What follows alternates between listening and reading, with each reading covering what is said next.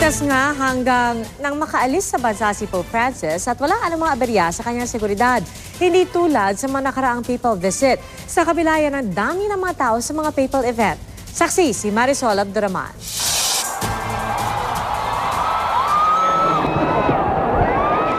Masama man ang panahon kahapon dahil sa bagyong Amang, napuno pa rin ang luneta para sa concluding mass ni Pope Francis.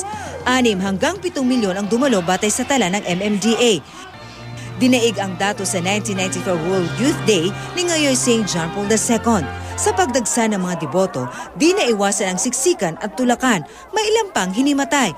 Pero di napawi ng ulan, ang diwa ng bayanihan at ang nag-aalam na pananampalataya ng mga Pilipino.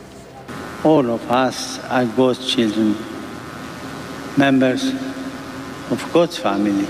May the Santo Niño continue to bless the Philippines. May He sustain the Christians of this great nation in their vocation to be witnesses and missionaries of the joy of the gospel. And please, don't forget to pray for me. Your love for the Filipino people is stronger than all typhoons. Your love is typhoon-proof. Muchísimas gracias. Tante grazie. Thank you very much. Maraming salamat po. Misyon ni Pope Francis na mapalapit sa kabataan.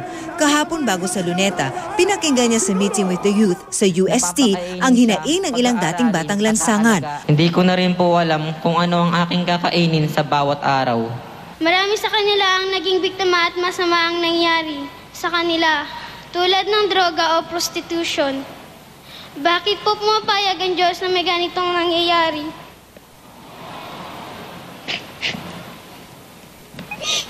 Kahit walang kasalanan ng mga bata, at bakit kaunti lang ang mga taong tumutulong sa amin?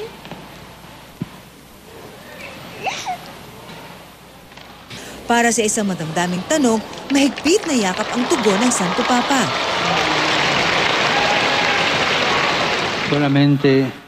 Certain realities in life we only see through eyes that are cleansed through our tears. Hindi ko po makalimutan.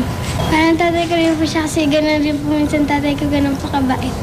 Yung mga ibang bata po sa Pilipinas ay medyo nahihirapan na po. Kaya gusto ko po sanang iparinig sa kanya yun. Na mabigyan po ng solusyon kung paano babalik yung dating buhay nila. Ang pagdami ni Pope Francis, ipinadama niya rin sa mga biktima ng bagyong Yolanda. Di ininda ng Santo Papa at ng libu-libong naghintay sa kanya ang masungit na panahon noong Sabado sa Tacloban.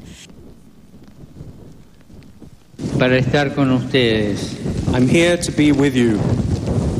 Un poco tarde, me dirán, es verdad. A little bit late, I have to say, Pero estoy.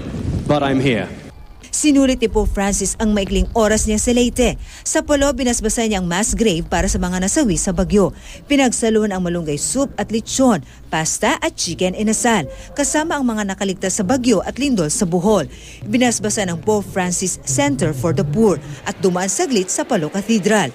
Devo dirvi una cosa che a me non fa piacere dirla. I'd like to tell you something that displeases me. There's a second-grade typhoon, unfortunately, or storm that is around us. And the pilots of the aeroplane have insisted that we have to leave at 1 o'clock. Ngayong nakaalis na si Pope Francis, nakahinga na rin na maluwag ang mga otoridad na nagsigurong di maulit ang ikinatatakot nilang security nightmare, ang mga nagdaang papal assassination attempts dito mismo sa Pilipinas. Ang pagbabantay ng mga pulis, sundalo, Presidential Security Group at paghahanda ng gobyerno ipinagpapasalamat ng Santo Papa bago siya umalis sa bansa. Superbly executed as planned. And hindi lang ho ito sa Philippine National Police. kundi yung interoperability ng lahat ng law enforcement agencies. Hindi biro ang pinagdaan ng hirap at pagod ng ating mga pulis sa ilang araw din nilang pag-duty dahil sa pagbisita nga ng Santo Papa dito sa ating bansa. Pero walang mababakas na pagod at hirap sa kanilang mga mukha.